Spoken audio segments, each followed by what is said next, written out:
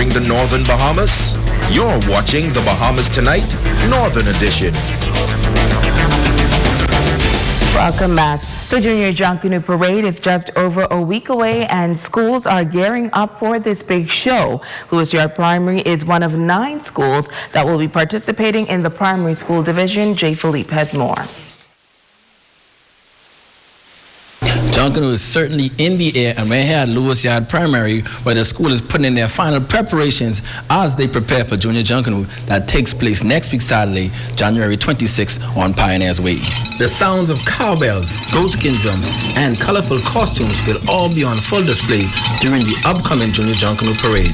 Junkanoo coordinator Farron Ingham says they are just about ready for the parade. We've been preparing, at least since school is open, which has been 2 weeks, we've been preparing with practice and with costumes, with the construction of costumes, getting the students on board with pasting and painting. So we're really excited. This year we are entering as a fun group, and the students are very excited. Once Lewis Yard hits the road, they can expect to see beautiful costumes depicting mythical creatures.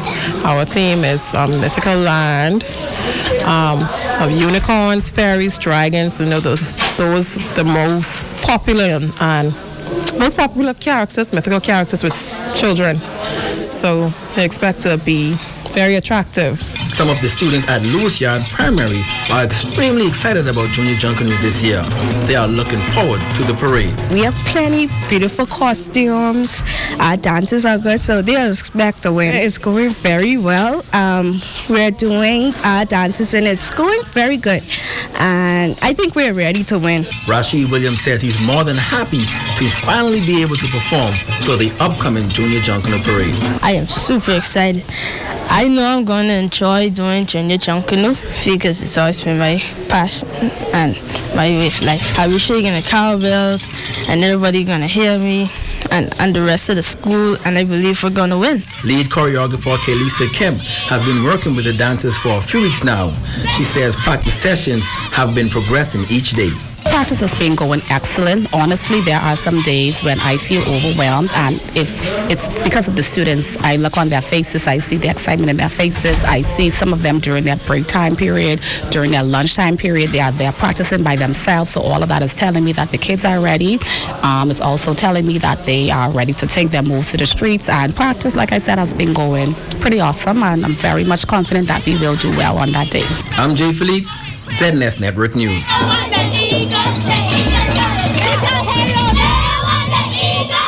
In other news, the first Northern Bahamas SACME Engineering Science Fair opening this morning at the Bishop Michael Eldon Auditorium. The 2-day exhibition is being spearheaded by the Ministry of Education. District Superintendent for East Grand Bahama, Yvonne Ward, and District Superintendent for West Grand Bahama and Bimini, Ivan Butler, are impressed with the level of participation from schools on the island and the performance of the future scientists. It unifies the scientific institutions here, and it also hones the skills of our students, those students who are passionate about science. These are our future scientists, technicians, doctors, all those who have the passion for this field. And so it is up to us to encourage and hone these skills. It's very impressive. We have everything from drones to biofuels to filtration device. It's very impressive, and I want to commend all the teachers from Grand Bahama District, not just the public school, but as well as the private schools, on the excellent work they're doing with our students. Former coordinator of the SACME organization, Dennis Knowles, pleased to see the SACME organization continuing the excellent work in the field of science. Principal of BMES, Kurt Hollingsworth, says he's happy with the emphasis being placed on science in the schools. We ran this program for about 15 years. Very, very successful. This science fair is only one of multiple events that will be held throughout the year. Our major mousetrap bottle rocket competition is going to be held a bit down the road, and we do have a few other things scheduled as well. So SACME, the organization here on Grand Bahama, is being expanded. We're doing a lot more.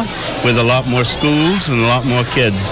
So it's really a fantastic thing. We have a very comprehensive science program here. It's been one of the top science programs here on the island and in the country. And the science teachers here continue to build on what we call our legacy of excellence. And it's being demonstrated through this exhibition that you see here today. In other news, the Freeport Players Guild is recognizing a group of persons who have contributed much to the performing arts on Grand Bahama. The organization that manages the Regency Theater will host an award ceremony called TAPA. The Theater and Performing Arts Awards will take place this Sunday at the Regency Theater. President of the Guild is LaSalle Harris Russell. It's like the Tony Awards for the Bahamas, or it's similar to the Icon Awards. But what we're doing is the Freeport Players Guild realize that we've had so many Bahamians, writers and directors come out and put plays on at the theater. So we wanted to acknowledge those persons that have come and graced the stage of the Regency Theater by doing an award ceremony. And this will be the first one that we are actually doing, and it's on Sunday. And so every play that has been on the stage of the theater will actually be recognized in some form or format. The award ceremony is free of charge and gets underway at 7 p.m. on Sunday. Harris Russell says the awards will be loaded with entertainment. A good night out to talk and get associated with the persons that are members of the theater, or if you're just interested in the theater in any format. You don't have to want to be an actor, because there's so many other formats or so many other ways that you can become a part of theater life. So lights and sound and makeup and costume and, filming and so there's so many other ways. So we're asking you all to come out and support. We know that you come out for the plays, so come out and show the Bahamas, that Grand Bahama. We recognize our own for all the talent that they have and that they've put on stage. So we're actually going to come out and have a good time. And now it is time to ask the doctor.